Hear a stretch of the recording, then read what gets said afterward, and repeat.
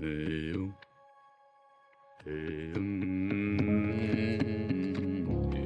all got two wolves in us, a good one and a bad one, and they both want to eat.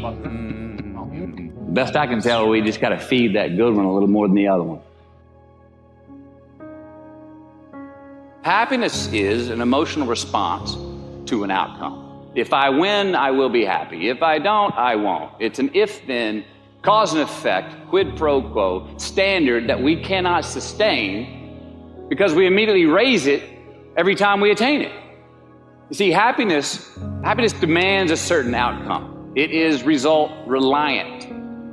And I say, if happiness is what you're after, then you're going to be let down frequently, and you're going to be unhappy much of your time. Joy, though, joy is a different thing. It's something else. Joy is not a choice. It's not a response to some result. It's a constant. Joy is the feeling that we have from doing what we are fashioned to do, no matter the outcome. Now, personally, as an actor, I started enjoying my work and literally being more happy when I stopped trying to make the daily labor a means to a certain end. For example, I need this film to be a box office success. I need my performance to be acknowledged. I need the respect of my peers. All those are reasonable aspirations, but the truth is, as soon as the work, the daily making of the movie, the doing of the deed became the reward in itself for me, I got more box office, more accolades and respect than I ever had before. See, joy is always in process. It's under construction. It is in constant approach, alive and well in the doing of what we're fashioned to do and enjoying it. Now, the easiest way to dissect success is through gratitude. Giving thanks for that which we do have, for what is working. Appreciating the simple things we sometimes take for granted. We give thanks for these things, and that gratitude reciprocates, creating more to be thankful for. It's really simple, and it works. Now, I'm not saying be in denial of your failures. No, we can learn from them too, but only if we look at them constructively, as a means to reveal what we are good at, what we can get better at, what we do succeed at. All right, life's a verb. We try our best, we don't always do our best. And since we are the architects of our own lives, let's study the habits, the practices, the routines that we have that lead to and feed our success, our joy, our honest pain, our laughter, our earned tears. Let's dissect that and give thanks for those things. And when we do that, guess what happens? We get better at them, and we have more to dissect. It's a get rich quick on the internet, richest 15 minutes of fame world that we live in, and we see it every day. But we all want to succeed, right? So the question that we got to ask ourselves is what success is to us, what success is to you. Is it more money? That's fine. I got nothing against money. Maybe it's a healthy family. Maybe it's a happy marriage. Maybe it's to help others, to be famous, to be spiritually sound, to leave the world a little bit better place than you found it. Continue to ask yourself that question. Now, your answer may change over time, and that's fine. But do yourself this favor.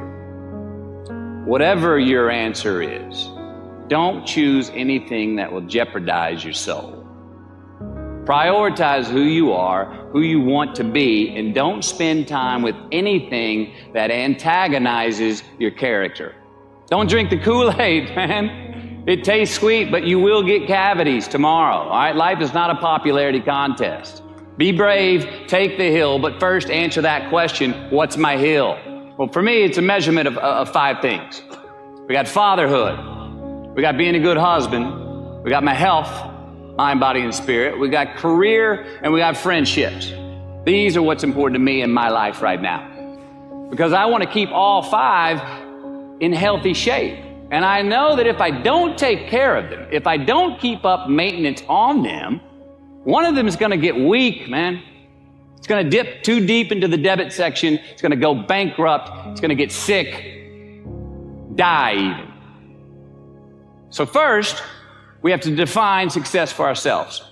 And then we have to put in the work to maintain it. Take that daily tally. Tend our garden. Keep the things that are important to us in good shape. Defining ourselves by what we are not is the first step that leads us to really knowing who we are. You know that group of friends that you hang out with that they really might not bring out the best in you? You know, they gossip too much, or they're kind of shady. They really aren't going to be there for you in a pinch. Or how about that bar that we keep going to that we always seem to have the worst hangover from? Or that computer screen, right? That computer screen that keeps giving us an excuse not to get out of the house and engage with the world and get some real human interaction. Or how about that food that we keep eating, the stuff that tastes so good going down, makes us feel like crap the next week, when we feel lethargic and we keep putting on weight? Well, those people, those places, those things, stop giving them your time and energy. Just don't go there. I mean, put them down. And when you do this, when you do put them down, when you quit going there, and you quit giving them your time, you inadvertently find yourself spending more time and in more places that are healthy for you, that bring you more joy. Why? Because you just eliminated the who's, the where's, the what's, and the when's that were keeping you from your identity. Like, trust me, too many options, I promise you this, too many options will make a tyrant of us all. All right, so get rid of the excess, the wasted time. Decrease your options. If you do this, you will have accidentally, almost innocently, put in front of you what is important to you by process of elimination. Knowing who we are is hard. It's hard. So give yourself a break. Eliminate who you are not first, and you're going to find yourself where you need to be. Make voluntary obligations. I'm talking about the ones that we make with ourselves, with our God, with our own consciousness. I'm talking about the you versus you obligations. We have to have them. Now, again, these are not societal laws and expectations that we acknowledge and endow for anyone other than ourselves. These are faith-based obligations that we make on our own. These are not the lowered insurance rates for a good driving record. You will not be fined or put in jail if you do not gratify these obligations I speak of. No one else governs these but you. They are your secrets with yourself, your own private counsel, personal protocols. And while nobody throws you a party when you abide by them, no one's going to arrest you when you break them either, except yourself. And when you lay down on that pillow at night, no matter who's in your bed, we all sleep alone. These are your personal Jiminy Crickets, and there are not enough cops in the entire world to police them. It's on you. It's on you. We do our best when our destinations are beyond the measurement, when our reach continually exceeds our grasp, and when we have immortal finish lines. And when we do this, the race is never over. The journey has no port.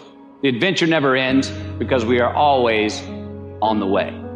So do this, and let somebody else come up and tap you on the shoulder and say, hey, you scored.